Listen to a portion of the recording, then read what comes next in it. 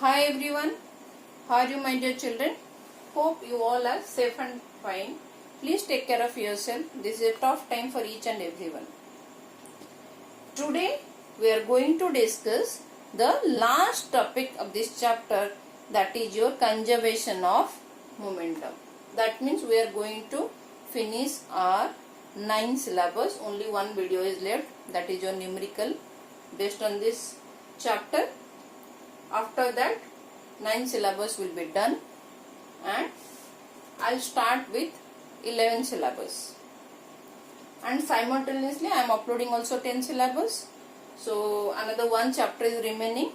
So once 10 syllabus is done, then I'll start uploading 12th syllabus.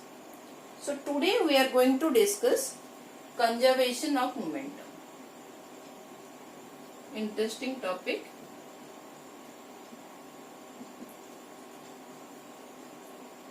Everywhere you will see the application of conservation of momentum.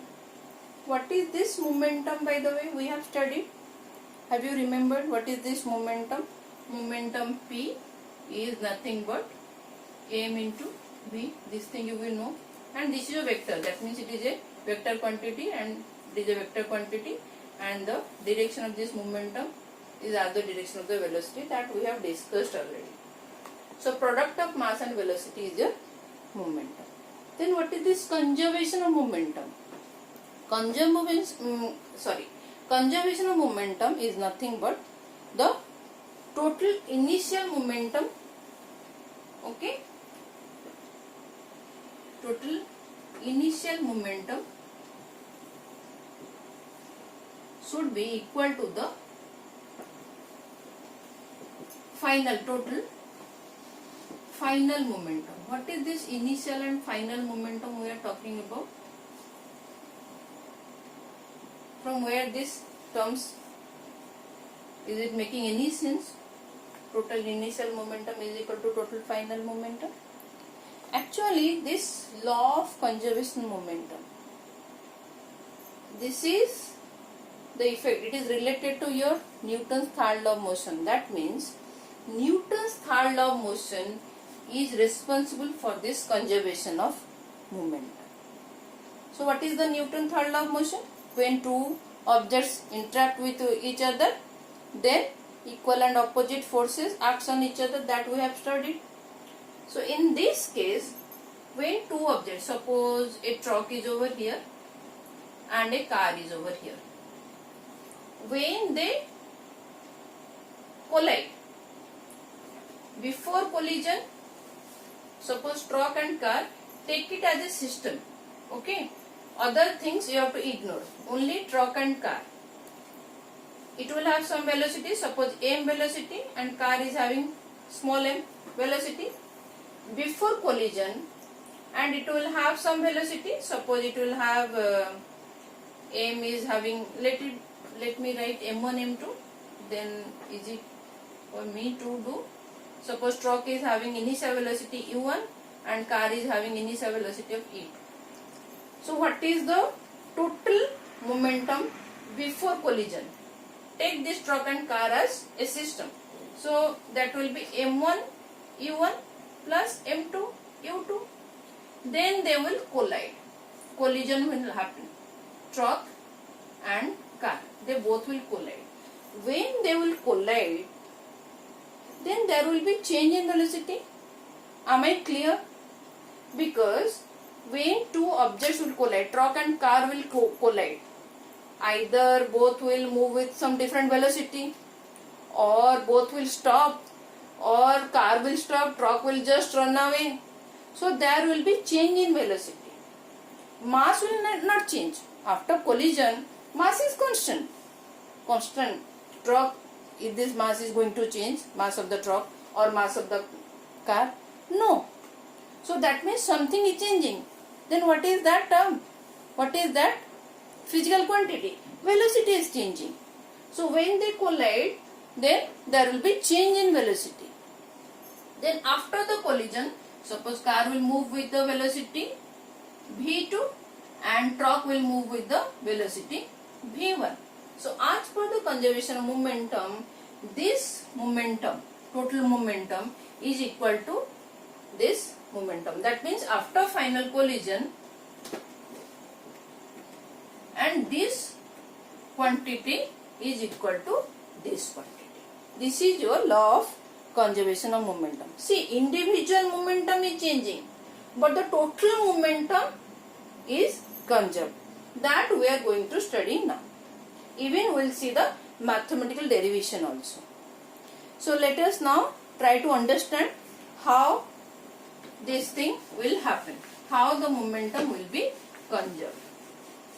Okay children, so let me first discuss what is this Newton's third law, how this law is responsible for this conservation of momentum.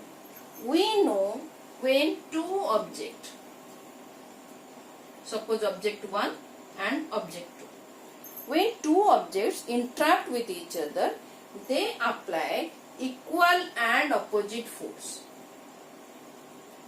Equal and opposite force on each other. This thing we have discussed elaborately in my last video lecture. Let this object is having mass m1, moves with the velocity u1, and let this object is having mass m2, moves with the velocity suppose u2. Let it is object, so it will move with the velocity u2. Then they will collide.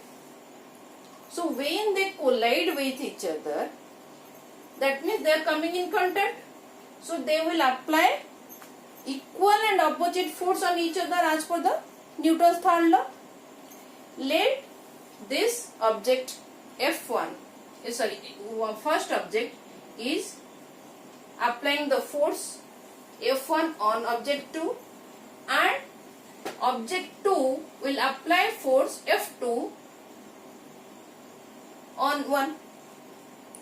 What is F1? F1 is the force applied on 2 by 1, on 2 by 1, and F2 is the force applied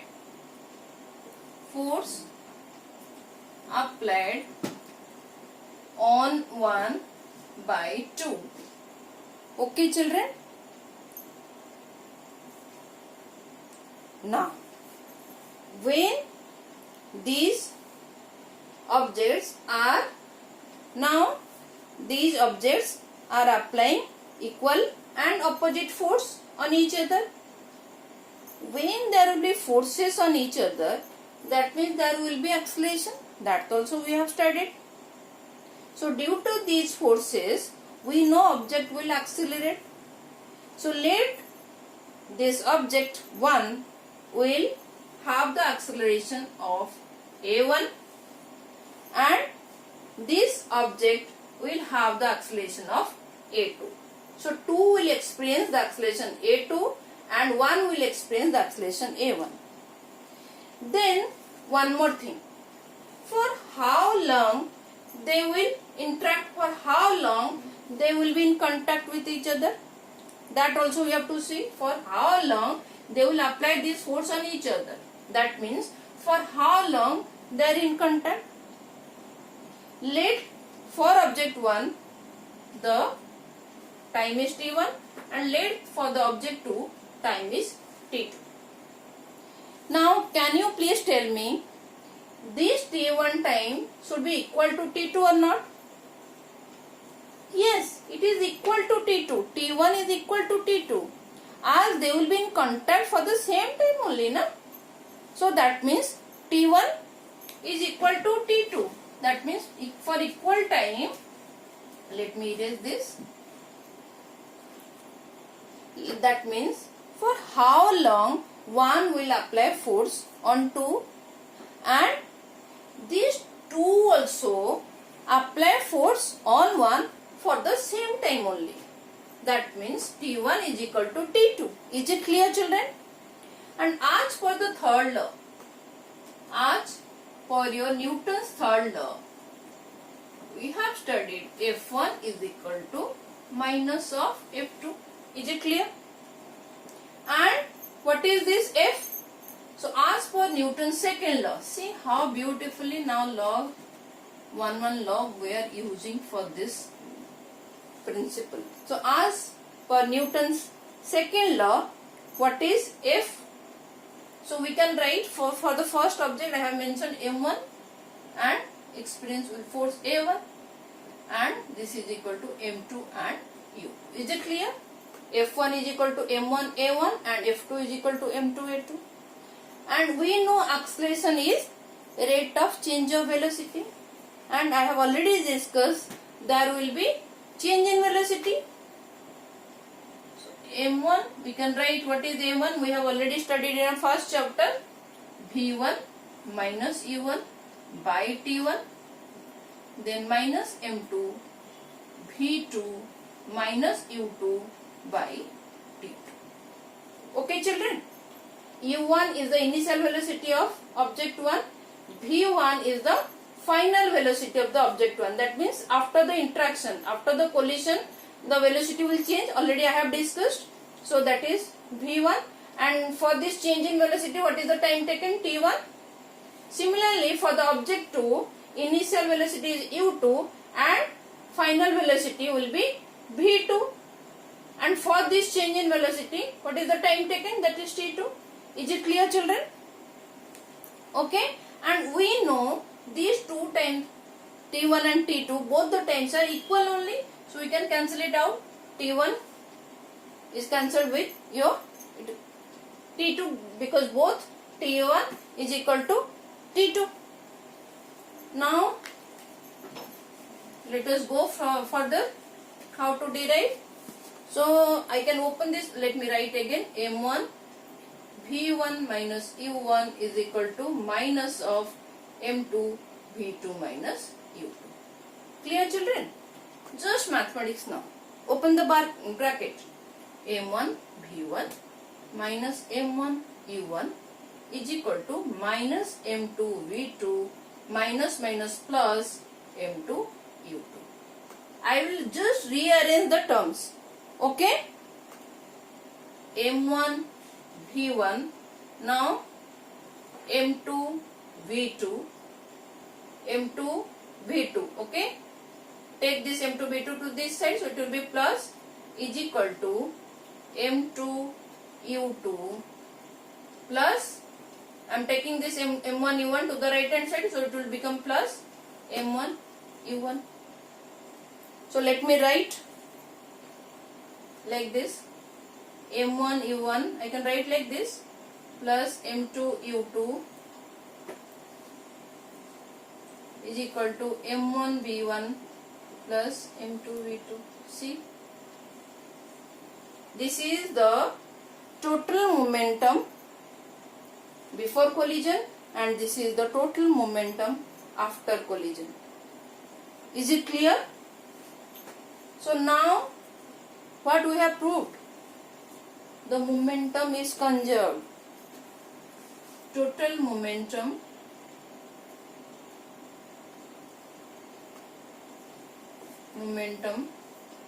before collision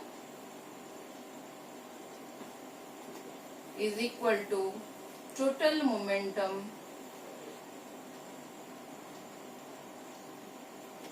after collision. Is it clear children? Let me divide this. This is the first one and this is the subsequent steps. Okay? This is the subsequent steps. Is it clear the proof? So, conservation momentum is done. We have proved this. Still, last line. Is this principle, is this conservation of momentum, this law work always? It holds good everywhere? No. We have to assume there should not be, let me erase this, very important. We have to consider, there is a condition. There should not be no external unbalanced force. No external unbalanced force. Then only this momentum will be conserved. That means when we are considering two objects, means that is your system. No other things should come into play like frictional force or any other force. Are you getting it? So final momentum, total momentum of the system, these two objects are considered as one system. So before the collision, what is the total momentum of this system? Should be equal to the momentum after collision of this system only. No other things we will consider. Is it clear?